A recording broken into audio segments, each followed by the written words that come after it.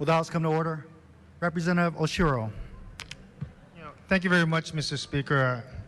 I'll try to rise up as quickly as possible. I have only a few more comments.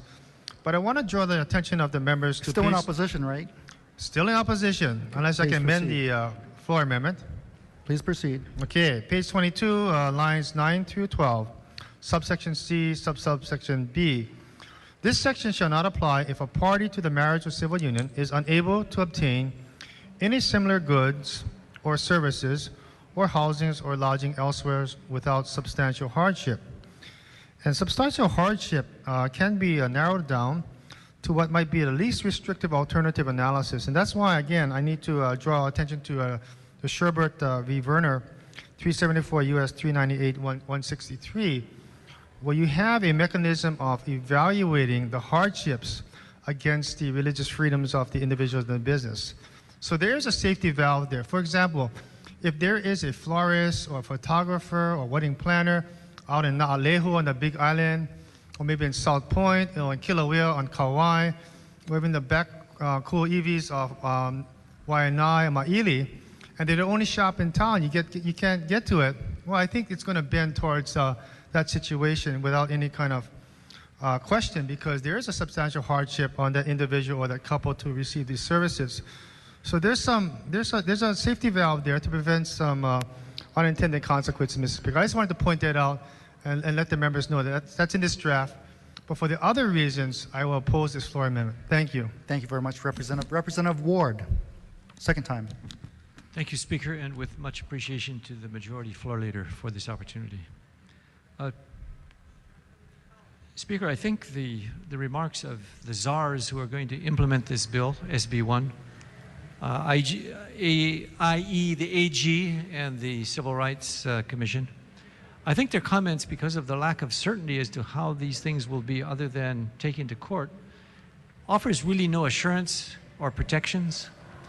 So I think what we've got to do, we've got to look at the half a loaf. And I know as legislators who always talk about it, half a loaf is better than not. Because right now, it looks more like we're creating conflict than sharing and putting ourselves on a two-way street.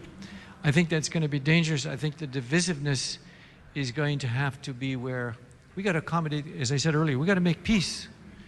And to entirely forget that community, the faith community that's business and professional, Mr. Speaker, is a big oversight. So it's going to come back. We don't want to do this in the courts.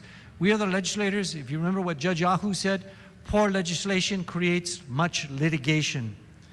And he said as a judge, I can't believe who wrote these laws. And this is his 10, 15 years on the bench. When we do loosey-goosey legislation, we're just simply saying, go to the mattresses in courts. That's where we should not be sending our people. We should be sending them to a mutual understanding. We should be sending them to the whole sense of what we are as an aloha and ohana.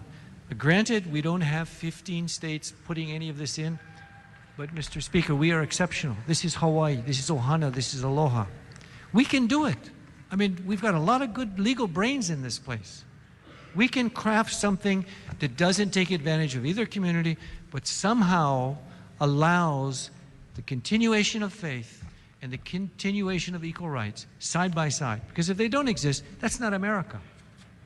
America is all about what we do, and we have a self-calibrating, a self-correcting constitution. We have laws, we have representatives who can calibrate this and make it work. The great pragmatism of America and why we are here today is because when something didn't work, we fixed it. Speaker, we can fix this. This is one example of what we can do, and if we don't do it today, we've got to do it another day. Thank you, Speaker. Thank you very much. Mr. Speaker, Representative Saiki. Call for the question. Question has been called. Members, Mr. we're going to Speaker. go to Mr. Speaker, may I please be recognized? Yes, actually, after Representative Har, members, I will recognize you if you would like to submit written comments in support or in opposition of this measure. Representative Har. Thank you, Mr. Speaker. I'll be brief. Mr. Speaker, in opposition to the amendment. Mr. Speaker, point of order. Point of what state? I called for the question. Please allow members to submit written comments. Thank you. Representative Har, actually, Majority Leader is correct. Okay. So, Mr. Speaker, if I may please have the words of the speaker from Wahua entered into the journal as if they were my own, and may I please ask permission to enter written comments into the journal? So ordered. Thank you, Mr. Speaker. Thank you for your understanding. Members, anyone, Representative Fukumoto. Hi, Mr. Speaker. Thanks. I actually have a point of parliamentary inquiry. I think there's some confusion on the floor as to which rules we're following and which rules we are not following.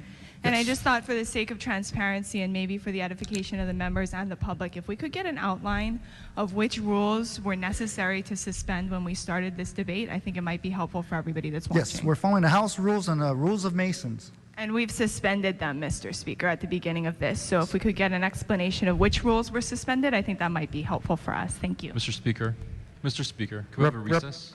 Recess.